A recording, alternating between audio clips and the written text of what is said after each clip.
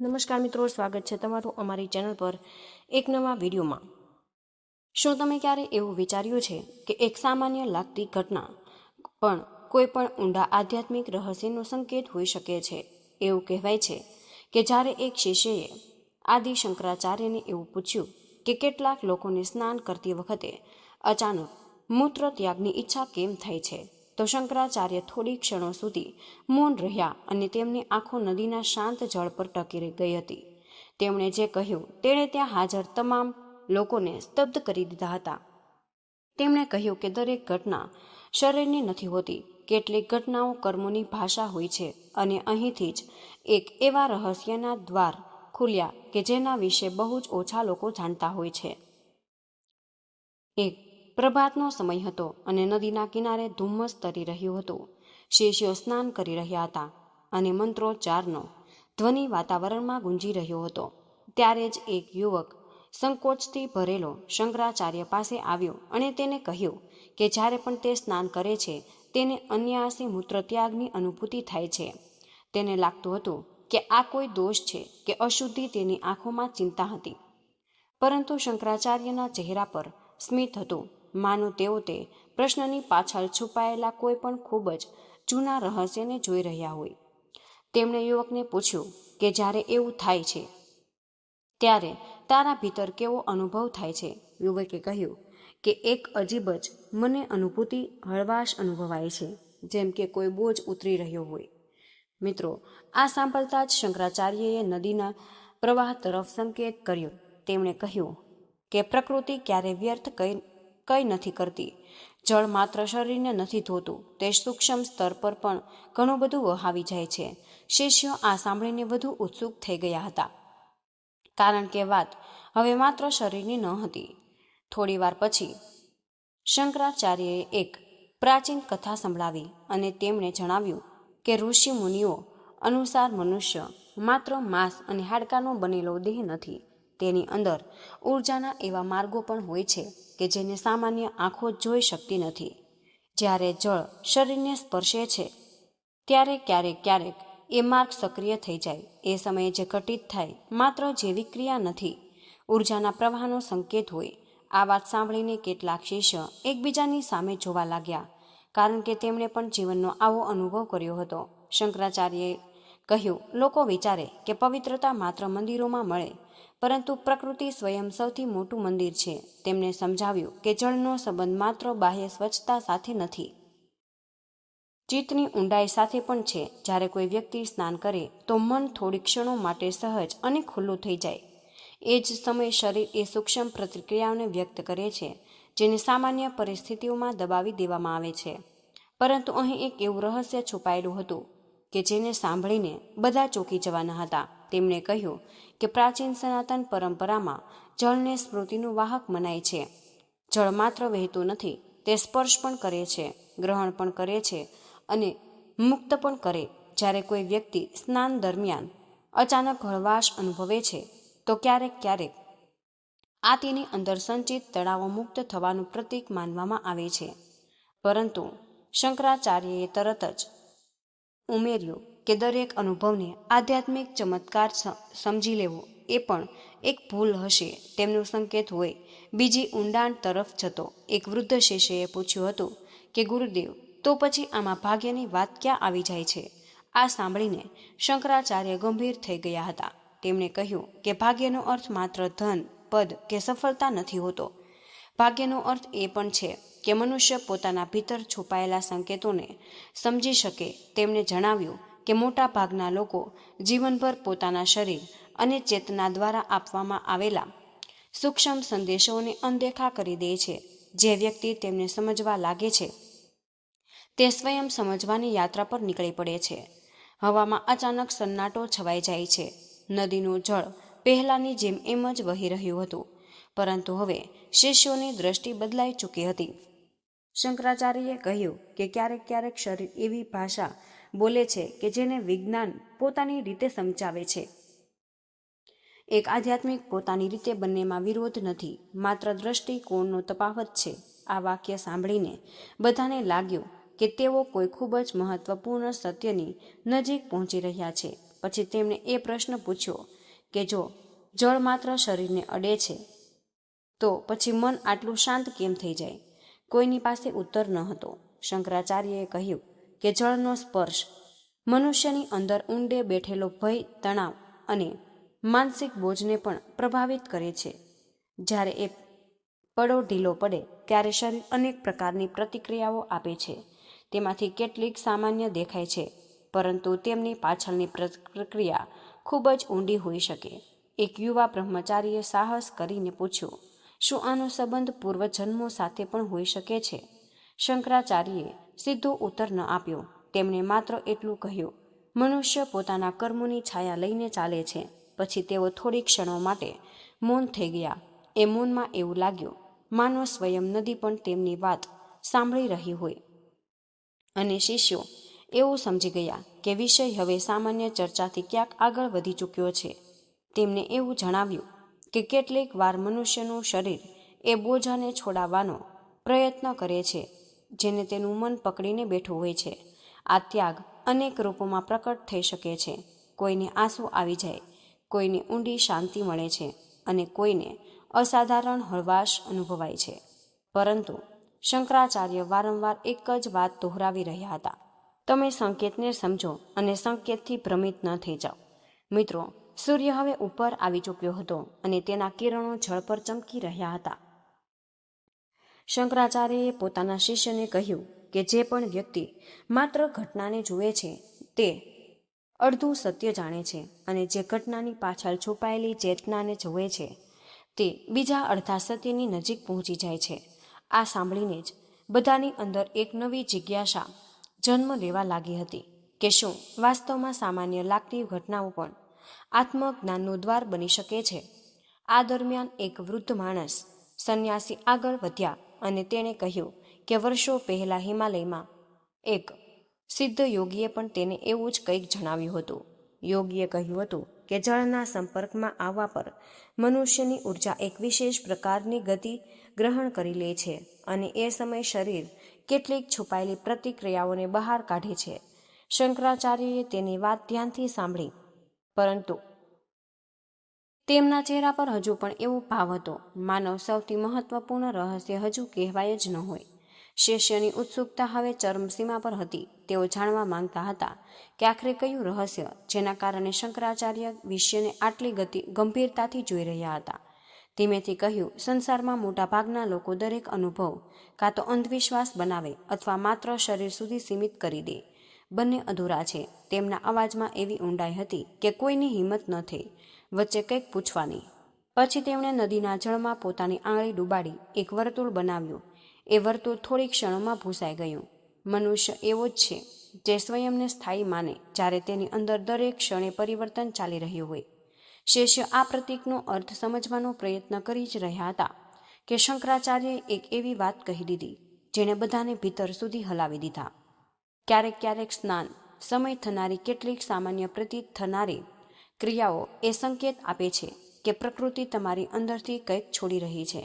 પરંતુ તે શું છોડી રહી છે આ દરેક વ્યક્તિ માટે અલગ હોય છે. હવે બધાની જ આંખો શંકરાચાર્ય પર ટકેલી હતી. વાતાવરણમાં એક અનોખું રહસ્ય તરી રહ્યું હતું અને તેમણે આગળ કહેવાનું શરૂ કર્યું. પરંતુ એક સંકેત એવો પણ છે કે જેને સમજ્યા વિના લોકો જીવનભર તેના અર્થથી અજાણ રહે છે. એ સંકેત બતાવે છે કે મનુષ્યની અંદર કંઈક અદૃશ્ય ગાંઠ ખુલવા લાગી છે અને કેમ કેટલાક લોકો સાથે આ અનુભવ વારંવાર થાય છે જ્યારે અનેક લોકો સાથે ક્યારેક નહીં. અને આ કહેતા જ તેમણે પોતાની દ્રષ્ટિ દૂર ક્ષિતિજ તરફ ઉઠાવી દીધી હતી. માનો કે આગામી રહસ્ય શબ્દથી નહીં પણ કોઈ પણ અન્ય માધ્યમથી પ્રકટ થવાનું હોય. શિષ્યએ જોયું કે શંકરાચાર્યની દ્રષ્ટિ દૂર વહેતી નદી પર સ્થિર હતી. કેટલીક ક્ષણો સુધી તેમણે કંઈ ન કહ્યું, માત્ર જળનો જ મધુર ધ્વનિ સંભળાઈ રહ્યો હતો. અને પછી તેમણે ધીમેથી કહ્યું કે મનુષ્યની અંદર માત્ર રક્ત જ નથી વહેતું, તેની અંદર સંસ્કારો પણ વહે છે. આ સાંભળતા જ બધાનું ધ્યાન વધુ ઊંડું થઈ ગયું, કારણ કે હવે ચર્ચા શરીર કે પ્રકૃતિની ન હતી, એ અદૃશ્ય પળોની થવાની હતી જેને સામાન્ય જીવનમાં કોઈ જોઈ શકતું નથી. શંકરાચાર્યએ કહ્યું કે જ્યારે કોઈ પણ વિશેષ પરિસ્થિતિ વારંવાર જીવનમાં ઘટે છે તો તે માત્ર સંયોગ નથી હોતી, તેની પાછળ કોઈ સૂક્ષ્મ કારણ અવશ્ય હોય છે અને એ જ કારણ આત્માની યાત્રી સાથે જોડાયેલું હોય છે. તેમણે એક ઉદાહરણ આપ્યું.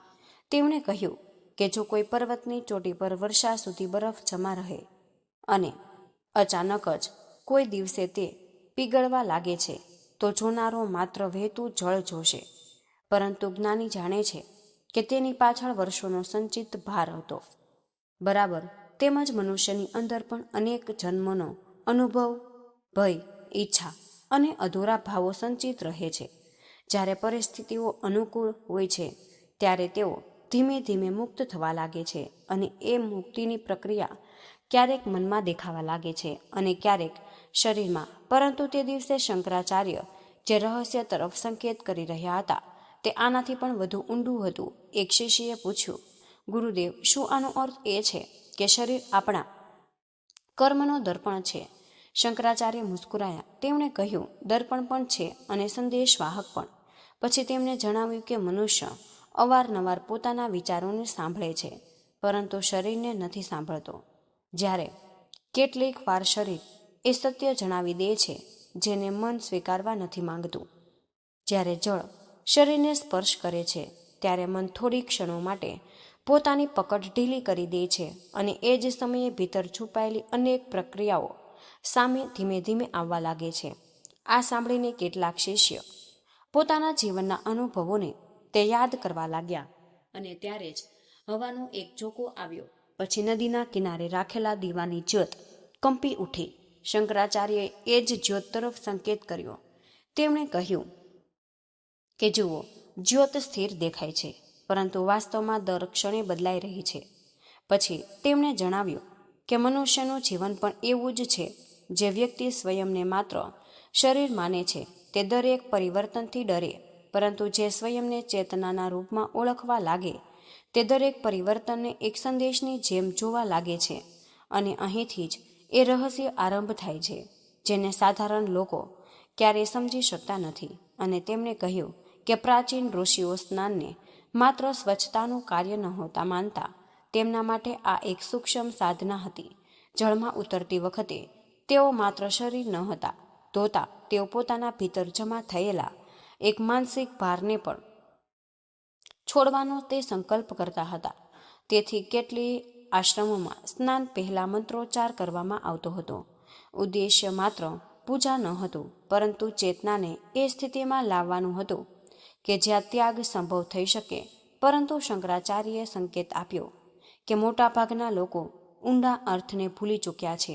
અને એક યુવા શિષ્યએ પૂછ્યું કે જો કોઈ પણ વ્યક્તિ આ સંકેતોને સમજી ન શકે ત્યારે શું થશે? શંકરાચાર્યએ ઉત્તર આપ્યો, ત્યારે જીવન વારંવાર તેને જગાડવાનો પ્રયત્ન કરશે. આ ઉત્તર સાંભળીને બધા જ ચોંકી ગયા અને તેમણે આગળ કહ્યું કે પ્રકૃતિ અત્યંત ધૈર્યવાન છે.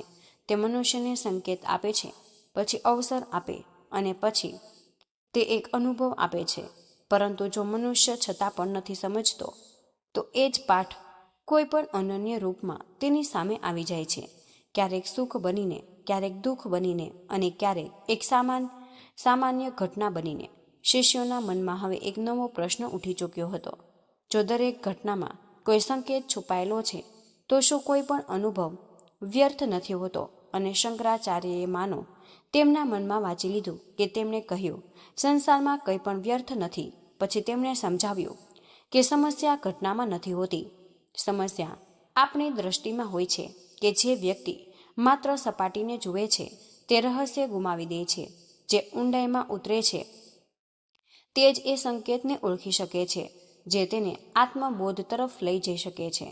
નદીના તટ પર બેઠેલા એક વૃદ્ધ સાધુની આંખોમાં આંસુ આવી ગયા અને તેમણે કહ્યું કે જીવનભર તેણે અનેક ઘટનાઓને દુર્ભાગ્ય સમજ્યું, પરંતુ આજે પહેલીવાર તેને એવું લાગી રહ્યું હતું કે કદાચ એ બધી જ કોઈ ઊંડા ઉદ્દેશ્યનો ભાગ હતી. શંકરાચાર્યએ તેની તરફ જોયું અને કહ્યું કે જ્યારે સમજ આવી જાય છે ત્યારે ફરિયાદો સમાપ્ત થઈ જાય છે. આ બધું જ સાંભળીને વાતાવરણમાં એક અજીબસી શાંતિ ફેલાઈ ગઈ અને એવું લાગતું હતું કે માનો દરેક વ્યક્તિ પોતાના ભીતર કોઈ જૂના ઘાને જોઈ રહ્યો હોય.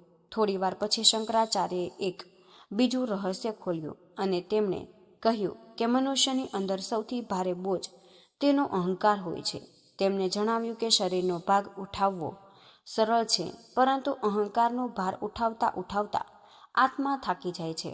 જ્યારે કોઈ પણ વ્યક્તિ પ્રકૃતિના સંપર્કમાં આવે છે, વિશેષ કરીને જળના, ત્યારે ક્યારેક તેની અંદરની કઠોરતા થોડી નરમ પડી જાય છે.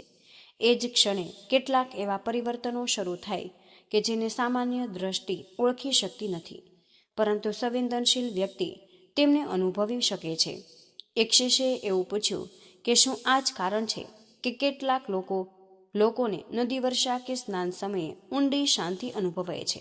ત્યારે શંકરાચાર્યએ માથું હલાવ્યું અને તેમણે કહ્યું કે હા, કારણ કે જળ માત્ર બહાર નથી વહેતું, તે ભીતર પણ વહેવાની પ્રેરણા આપે છે. પછી તેમણે એક લાંબુ મૌન રાખ્યું અને એ મૌનમાં એવું લાગતું હતું કે જાણે સ્વયં નદી તેમની વાતને તે આગળ વધારી રહી હોય અને શિષ્યો પ્રતીક્ષા કરી રહ્યા હોય, કારણ કે તેમને અનુભવાવી રહ્યું હતું કે સૌથી મહત્વપૂર્ણ વાત હજુ બાકી છે. પછી તેમણે કહ્યું, પરંતુ યાદ રાખો, સંકેતને વરદાન સમજીને અહંકાર ન પાળી લ્યો. તેમનો અવાજ અચાનક ગંભીર થઈ ગયો અને તેમણે જણાવ્યું કે કેટલાક લોકો કોઈના નાના અનુભવને પણ પોતાની વિશેષતા માની લે છે. આ જ સૌથી મોટામાં મોટો ભ્રમ છે. આધ્યાત્મિકતા અનુભવોને ભેગા કરવાનો એક માર્ગ નથી, પરંતુ સ્વયંને મિટાવવાનો માર્ગ છે. જે વ્યક્તિ અનુભવોમાં ઉલજી જાય છે તે લક્ષ્યની ભટકી જાય છે. આ સાંભળીને કેટલાક શિષ્યો ભીતર સંકોચાઈથી ભરાઈ ગયા અને સૂર્ય હવે પશ્ચિમ તરફ નમવા લાગ્યો હતો. નદીનું જળ સુનહેરું દેખાવા લાગ્યું. એ જ સમયે શંકરાચાર્યએ એક કથા સંભળાવવાની શરૂ કરી. તેમણે જણાવ્યું કે વર્ષો પહેલા એક સાધક તેમની પાસે આવ્યા હતા. તે પોતાના જીવનમાં ઘટતી કેટલીક વિચિત્ર ઘટનાઓને લઈને ખૂબ જ ઉત્સાહિત હતા. તેને લાગતું હતું કે તે કોઈ પણ વિશેષ આધ્યાત્મિક અવસ્થામાં પહોંચી ગયા છે.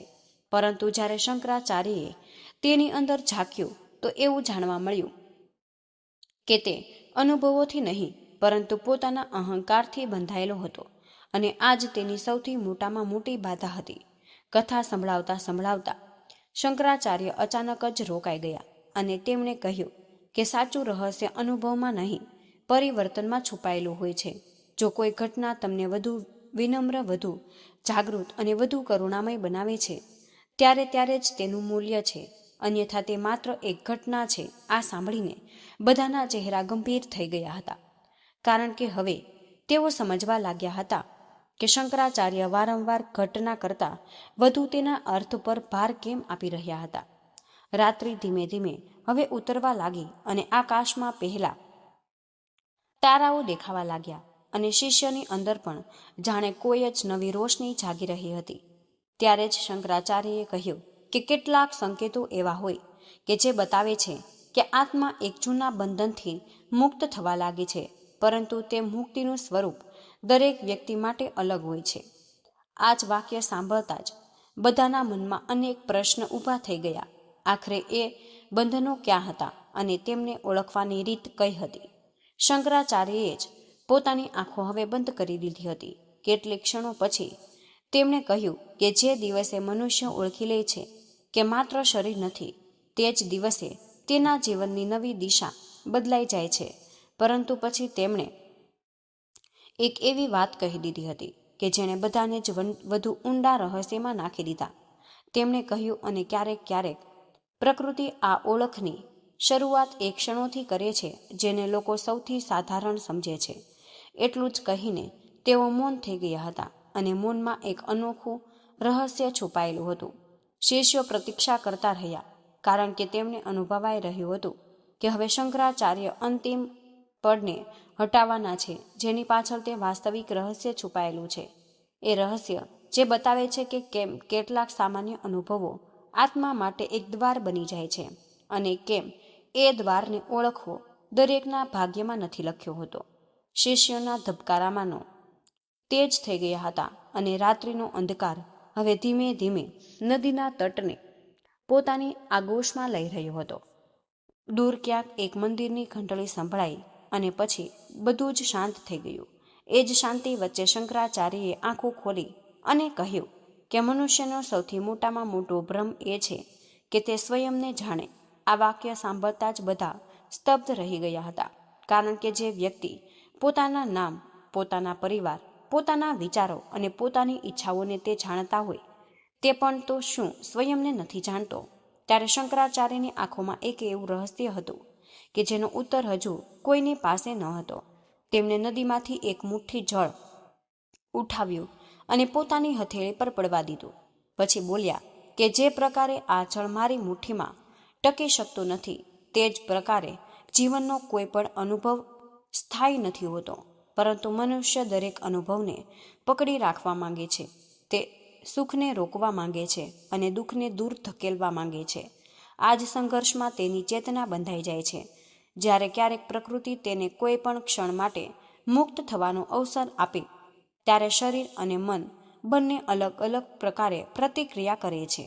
પરંતુ મોટાભાગના લોકો એ સંકેતને ઓળખી જ શકતા નથી. એક શિષ્યએ સાહસ કરીને પૂછ્યું, ગુરુદેવ, જો આ સંકેત મુક્તિનો છે, તો પછી દરેક વ્યક્તિ આનો અનુભવ કેમ કરી શકતી નથી? ત્યારે શંકરાચાર્યએ મુસ્કુરાઈને કહ્યું, કારણ કે દરેક બીજ એક જ દિવસે અંકુરિત નથી થતું.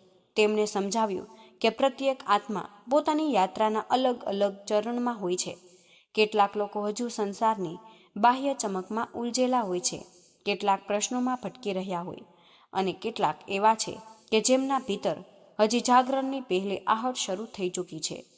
સંકેત તેને જ દેખાય જેની ચેતના તેને ગ્રહણ કરવા માટે તૈયાર થઈ ચૂકી છે. પછી તેમણે એક જૂની ઘટનાનો ઉલ્લેખ કર્યો.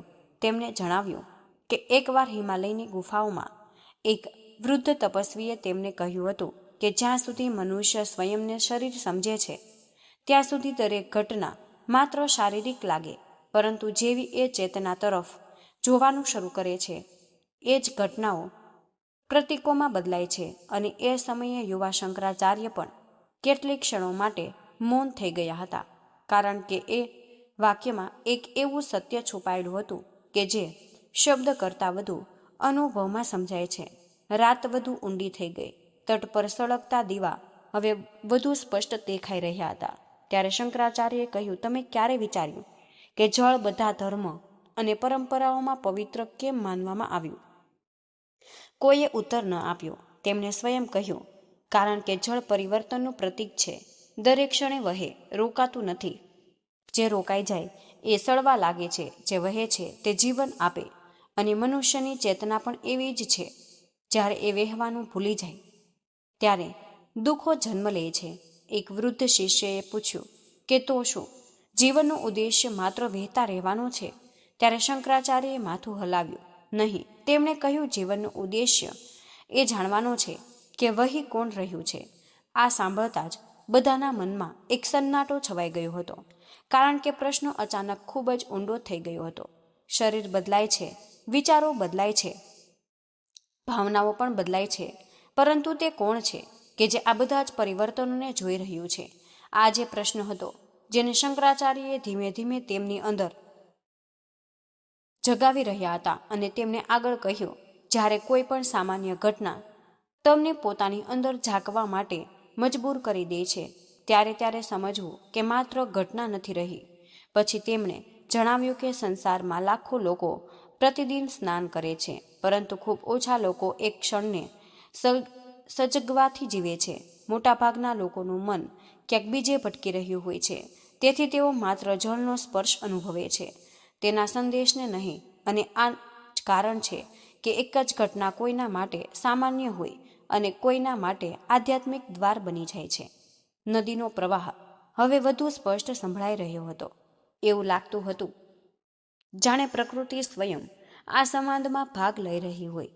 ત્યારે જ શંકરાચાર્યએ કહ્યું કે પ્રકૃતિ ક્યારેક ઘોંઘાટમાં નથી બોલતી, તે સંકેતોમાં બોલે છે.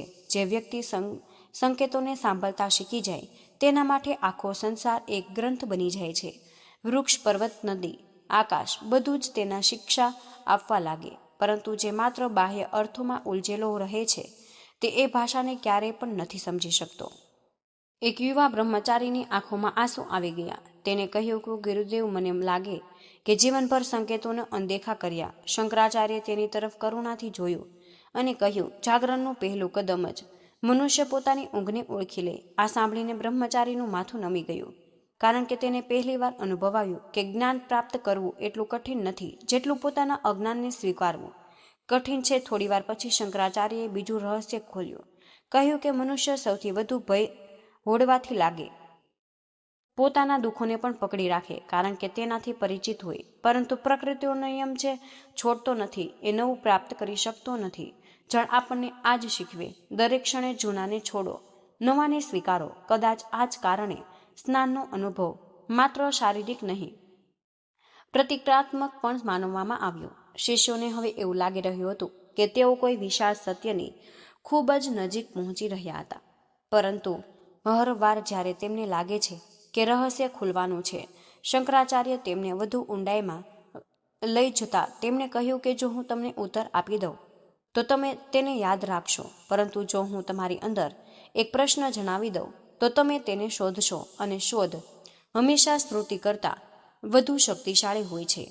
આ સાંભળીને જ બધા એવું સમજી ગયા કે તેમના ગુરુ તેમને માત્ર જાણકારી નહીં પરંતુ અનુભવ તરફ લઈ જાય છે.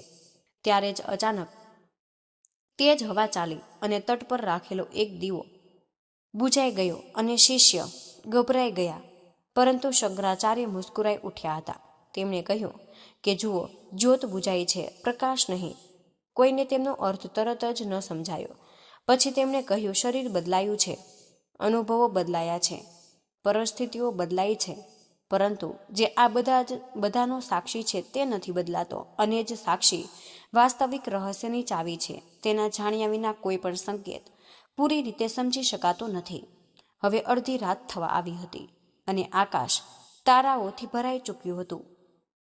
શંકરાચાર્ય ઉપર જોતા કહ્યું કે જે પ્રકારે તારાઓની રોશની આપણને વર્ષો પછી દેખાય છે, તે જ પ્રકારે કેટલાક કર્મોનો સંકેતો પણ બહુ જ મોડેથી પ્રકટ થાય. આ સાંભળતા જ શિષ્યને અનુભવાય છે કે તેઓ જે રહસ્યને સમજવાનો પ્રયત્ન કરી રહ્યા છે તેનો સંબંધ માત્ર વર્તમાન સાથે નથી, પરંતુ આત્માની બહુ જ લાંબી યાત્રા સાથે જોડાયેલો છે.